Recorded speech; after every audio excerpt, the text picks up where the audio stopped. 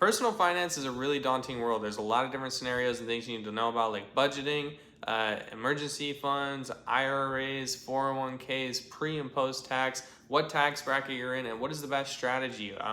What stage in the personal finance life cycle are you? Are you just getting started and you need to be growing it?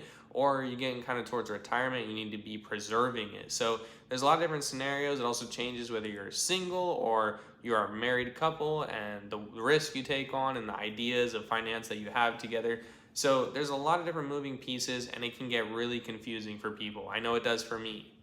The current situation that I'm going in that sparked this video is I am getting an employer 401k that has a little bit of a match, and this is the first time it's ever happened to me. So I was a little bit lost. What is the best option? Should I be in traditional? Should I be in Roth? How much should I contribute? And I want to share with you a resource that I found in the personal finance subreddit, r/personal finance. They have a personal finance flowchart, and this has really helped me understand the proper steps to take in order based on certain actions in my personal finance journey, and I want to share with you so I can help you.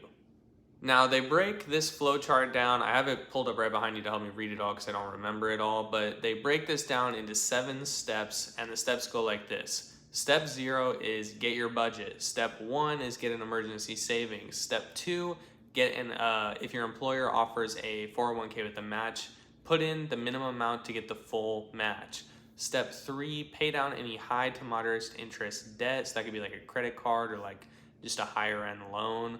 Step 4, save for retirement or higher education or high level expenses. So if you have kids or you plan on having kids, or if you live in an apartment and plan on getting a house, those would be higher end expenses. And like if you plan on having kids, you need to plan on their college, and that's a bigger expense. You need to pre-plan for that event.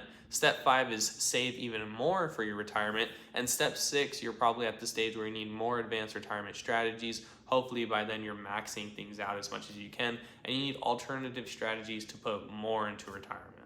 Those are the basic 7 steps of this personal finance journey. Now let's dive into what each step entails and the different options you have and what might be the best thing for you. I'm going to make sure to put some of it up on the screen to make it a little bit easier on you and I to both see what we're talking about.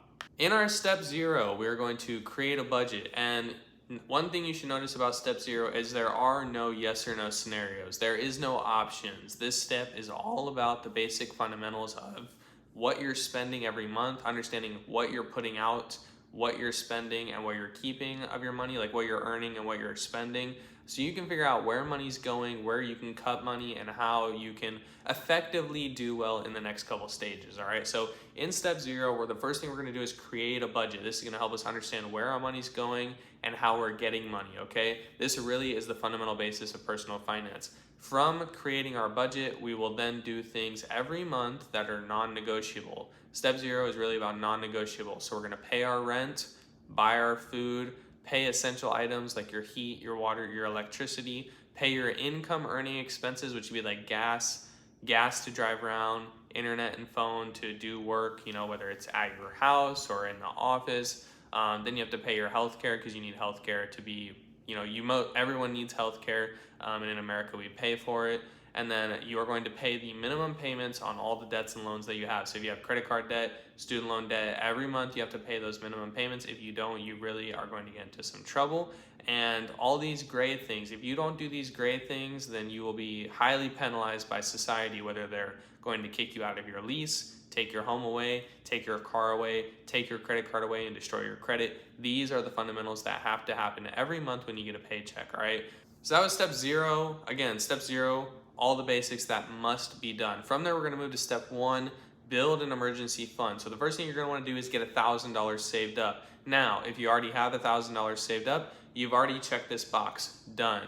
You just need to have $1,000 in case something happens that you don't want to blow up your debt or blow up your savings or blow up your checking. You need $1,000 emergency fund. In case something happens, you can just write the check and be done with it. From there, you're going to pay any non-essential bills in full. So if you subscribe to like a higher end level of Spectrum Internet, or you have like Verizon or something like that, something that's not essential, but you do subscribe to it as a bill, internet, electricity, that PlayStation yearly fee, something, pay the bills that are due, get them done, so then you can go into the next couple steps. After you pay off all those non-essential bills and get that $1,000, you are going to move into your first yes and no scenario. All right. So this is about hitting your employer match. So does your employer offer a retirement account with an employer match? If you are not currently offered, say you're working part-time and you're not offered a 401k with a match, you're going to say no and move to the next step. All right. If you are offered an employer 401k with a match, you will say yes, and you will contribute the amount needed to get the full employer match, but nothing above that amount. The reason that you're doing this before tackling any other like massive debts that you have is that, say your employer offers a 401k with a 5% match. You need to contribute 5% of your pay. So 1, you're paying yourself first. 2, you're investing some money. 3, you're going to help yourself be able to retire. But most importantly, 4 is whatever money you put in, your company is going to match. So you're instantly going to double your investment. All right. Whether you need to pull that money out for an emergency in 5 years and take a tax hit on it, or you can wait till you're 59 and a half and pull it out then, you will instantly double your money, and that is an incredible guaranteed return. All right, from step 2, we're gonna go to step number 3, pay off any high to moderate interest debts that you might have. And in this step, you'll see we actually have a little bit of step number 1 in our emergency savings coming back in. So the first thing you're gonna wanna ask yourself is, do you have any high interest debts? They consider high interest debts to be anything over 10%. Something that's over 10% that is normally considered a high interest debt would be like credit cards. Credit cards are normally between 18 to 30% interest rates. So if you have any debt that you're not paying off the statement balance on every month for your credit card, that is considered credit card debt. You're rolling that balance over and paying the interest. And if you have like $100 on the credit card and you only pay the minimum balance, you can expect to have $20 added to that credit card, maybe even 30. So for step 3, the first thing you're going to do is ask yourself, do you have any high interest debt? If yes, you need to snowball that debt down. What they mean by snowballing it, it's Dave Ramsey's famous for talking about this as well, but all the extra money that you have from your job, you're not going to invest it after you get your $1,000, after you pay your budget, your base necessary bills, after you do the 401k match, if you have a 401k match. The next thing that you're going to do is snowball all of your extra cash into paying off your high interest debt. So if you have $1,000 on a credit card, you need to wait to do anything else after you do those first couple things, then pay off this $1,000 credit card debt, and then keep moving downwards in the flow chart. So if you have any high interest debt, that's where this comes into play. All your extra cash is snowballed to pay it off. If you do not, you will then move into the next thing, which actually ties us back to step 1 with our emergency fund. And you're going to increase that emergency fund from just the $1,000 to now 3 to 6 months of your living expenses. So when you do your budget, it's going to tell you how much money you're spending every month on, your base bills, your rents, your food, your electricity, and stuff like that. However much you're spending every single month to live your normal life, you need to multiply that by either 3 or by 6. I typically would recommend 6, but 3 is a good place to start. What this means is that if you lose your job, then you have 6 months savings or 3 months savings, and you can keep living while you look for another job. Or if you have a huge issue with like your car or medical bills, you have a lot of cash piled up for an emergency just in case you need it. So if you don't have any high interest debt, or after you finish paying off all your high interest debt, you're going to move into this 3 to 6 months emergency savings mode and save up that pile of cash. After you save that pile of cash, you then can ask yourself, do I have any moderate interest debt? This is kind of like your, it does not include a mortgage, but it's like your student loans, your cars, your maybe like some other big purchase you had to make, or like if you have maybe like took a loan for an engagement ring or like for your wedding or something. Not that those are necessarily like the best things, but if you have any of this moderate debt that's just kind of lingering around 4 to 5%, for me, I don't know, I don't really have a whole lot of debt. I have student loans, so that would probably be my student loans. Then you evaluate the merits of the snowball effect for that. So for me personally, I would say no, my student loans are not really worth paying off super quickly. I have, I will pay them off in 10 years. That's the current plan. But the interest rate on them, I think, is more like 3% or something. But it's not, I feel like the money would be better put into the S&P 500 right now, into my retirement account while I'm in my mid-20s, than to just like pay off my student loans. So I am going to, again, it says if you have moderate interest debt, you can evaluate the merits of paying it off. And I've evaluated it, and I'm going to say, no, I'm not going to pay it off super quick right now. I might make the minimum payment, I might double the payment, but I'm not going to just pay it all off as soon as possible. So that's step number 3. Step number 4, we're going to move into your, your IRAs on your higher cost expenses like college tuitions and stuff. So they say you want to evaluate the merits of a Roth or a traditional IRA. Again, these I think are retirement accounts that you can do without an employer. I don't know a whole lot about IRAs. I just started learning about 401ks, so you need to evaluate that. Then you move to the next box. Are you expecting a large required purchase, such as college, a certification, a car, maybe down payment on a house, something like that? If you are, you need to save that amount before doing anything else, okay? So if you know that you want to buy a house, you need to save up for that down payment before you buy the house. If you know that you have 2 kids who are approaching college age, you need to start saving for that college loans that they might have so you can put them into a better financial position.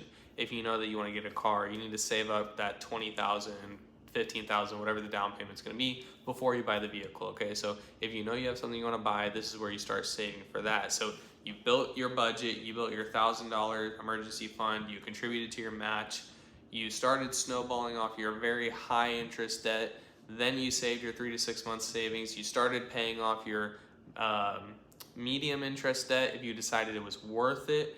Now we're at the part where we're starting our retirement savings and saving up for our big purchases. So you can evaluate if you have any large purchases you want to make, and if not, then you're moving downwards into the next step of actually saving for retirement. Are you currently saving at least 15% of your pre-tax income for retirement? So if you make $100,000, you need to save $15,000 a year in your retirement in order to have like a good retirement when you retire. If you're not saving that 15%, you need to see if your employer offers a 401k. If they do, you want to increase your contributions to your at 15%. Really simple. If they don't, you need to look at this is where you would look at like the IRAs, the self-funded retirement accounts. Again, I don't know a whole lot about IRAs, but they're just a non-employer version of a retirement account that anyone can open. After you've contributed 15% to one of these accounts, whichever one applies to you, right now I have a company 401k, so I'll do the 401k.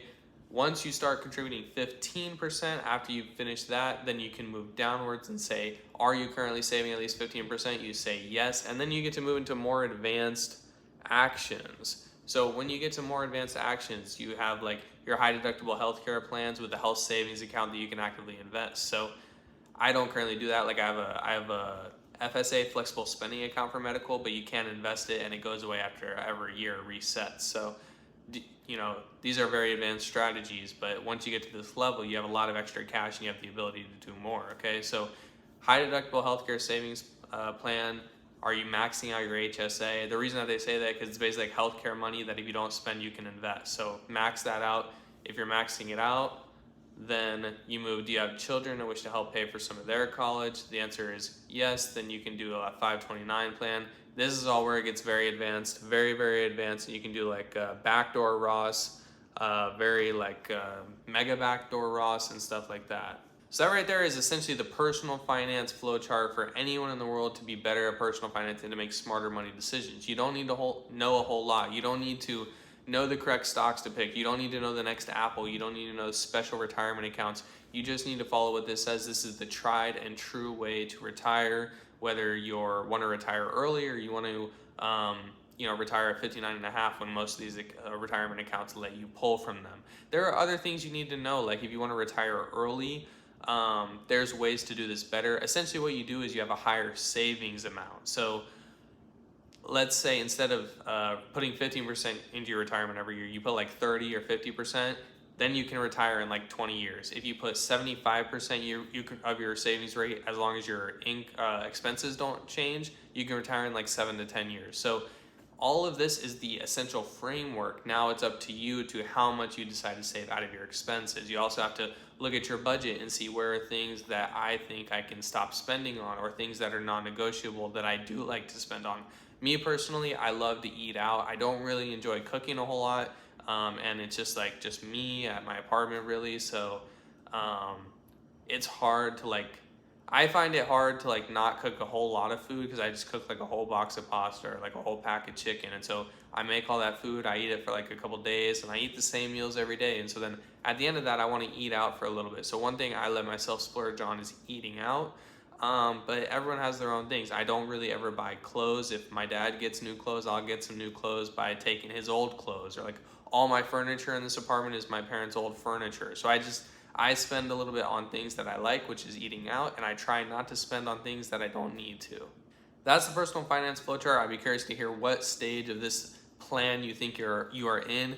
Do you think that this plan actually applies to you, and do you think you have the ability to like put it into practice? Do you think if you did put it into practice, would it help you? Would it like make you financially secure? I know one thing that for me was really like cautious about in the beginning of doing my 401k is like it makes you feel a little weird knowing that the money is kind of like locked up to you like 59 and a half, but there's other videos I'm going to make about how you can actually access this money before you're 59 and a half due to various circumstances, and one of those is retiring early if you can prove that you're retiring early. So this is nothing to be scared of. The personal finance flowchart is a very helpful tool. I highly suggest you check it out in the description below because it's kind of hard to go through with the video like this, but if you look at it, ponder over it, see how it fits into your lifestyle, and I really hope that if you're in your young 20s or mid 20s like I am, that this is a good piece of advice that you can use going forward. It's never too late to start investing, but it's a whole lot better if you start investing as early as possible, all right?